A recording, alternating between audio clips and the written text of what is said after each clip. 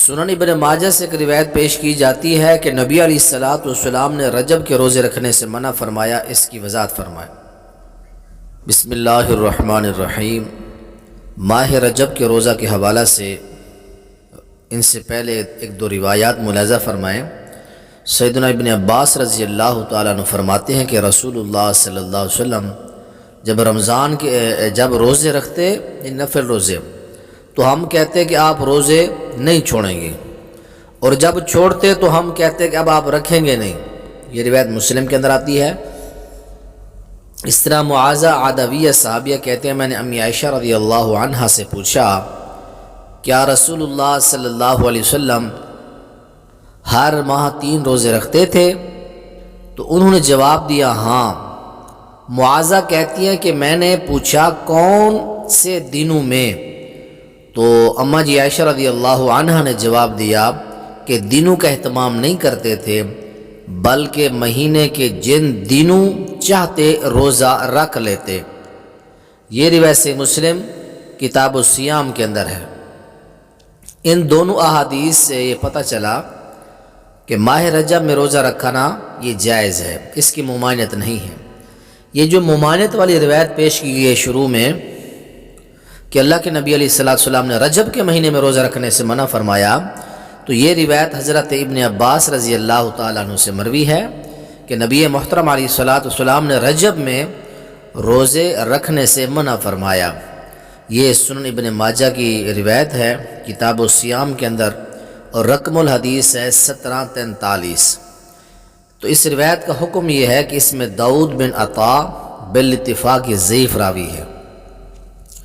اور اسی طرح رجب کے مخصوص روزوں کی فضیلت کے متعلق نبی علیہ السلام یا آپ کے صحابہ سے کچھ بھی اس کے حوالے سے وارد نہیں ہے۔ یہ بات امام ابن رجب رحمہ اللہ اپنی کتاب لطائف المعارف میں فرماتے ہیں۔ اور اسی طرح حافظ ابن حجر رحمۃ اللہ علیہ تبیین العجب ان کی کتاب ہے ما ورد فی فضل رجب کے صفحہ 17 کے اوپر وہ فرماتے ہیں کہ نبی علیہ السلام سے رجب کے مخصوص راتوں کے قیام اور روزے کے متعلق کوئی چیز بھی ثابت نہیں ہے۔ اس طرح امام ابن جوزی وہ فرماتے ہیں کہ ما صح فی فضل رجب فی صیامہ عن رسول اللہ صلی اللہ علیہ وسلم الموضوعات، اور فرماتے ہیں کہ رجب کے روزوں کے بارے میں یا ان کی فضیلت کے حوالے سے رسول اللہ سے کچھ بھی ثابت نہیں ہے۔ اس طرح امام شوکانی رحمۃ اللہ علیہ فوائد المجموعہ کے صفحہ 352 پر وہ فرماتے ہیں کہ ان ما ورد فی فضل صیام رجب فکلہ موضوع وضعیف لا اصل لہ۔ رجب کے روزوں کے متعلق جتنی بھی روایات ہیں وہ سب من گھڑت، ضعیف اور بے بنیاد چیزیں ہیں، کوئی بھی صحیح چیز نہیں ہے۔ فوائد المجموعہ کے اندر وہ فرماتے ہیں۔